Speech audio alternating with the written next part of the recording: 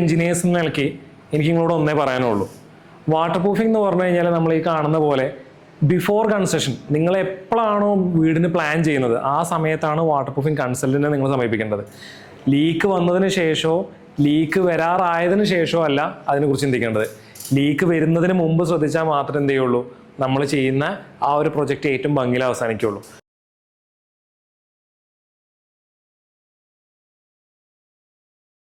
ഷോവാളുകളും മറ്റും നമുക്കിവിടെ വിസ്റ്റാൻഡ് ചെയ്ത് പോകാത്തതിൻ്റെ ഏറ്റവും വലിയ റീസൺ ഇതാണ്.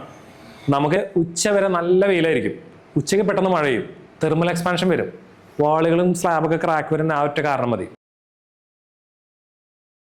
അപ്പോൾ ഒരു പ്രൊജക്റ്റ് വരുന്ന സമയത്ത് ബേസിക് മെറ്റീരിയൽ എടുക്കാം. ബേസിക് ആയിട്ട് പറഞ്ഞു കഴിഞ്ഞാൽ വാട്ടർ പ്രൂഫിംഗ് ചെയ്തു എന്നുള്ള പേരിന് ചെയ്യുന്നതാണ് ബേസിക് മെറ്റീരിയൽ.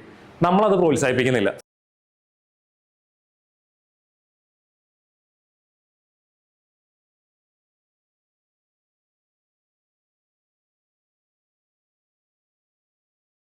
റീറ്റെയിനിങ് വാളിൽ വെള്ളം പോകാനുള്ള ഹോളിൻ്റെ പേര് വീപ്പ് ഹോൾ എന്ന് തന്നെ പറയാം.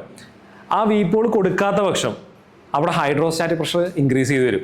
ഹൈഡ്രോസ്റ്റാറ്റിക് പ്രഷർ ഇൻക്രീസ് ചെയ്ത് കഴിഞ്ഞാൽ സ്ട്രക്ചറൽ ഫെയിലിയർ വരും. അപ്പോൾ വാട്ടർ പ്രൂഫിങ്ങിൻ്റെ ഗാഢത നിങ്ങൾ അവിടെ മനസ്സിലാക്കണം. പ്രോപ്പറായിട്ട് വാട്ടർ പ്രൂഫിങ്ങും പ്രോപ്പറായിട്ട് അതിൻ്റെ ഡ്രെയിനേജ് സിസ്റ്റം കൊടുത്തിട്ടില്ലെങ്കിൽ നമ്മൾ ഇൻവെസ്റ്റ് ചെയ്ത ടോട്ടൽ എമൗണ്ട് അവിടെ ഫെയിലിയർ ആവാം.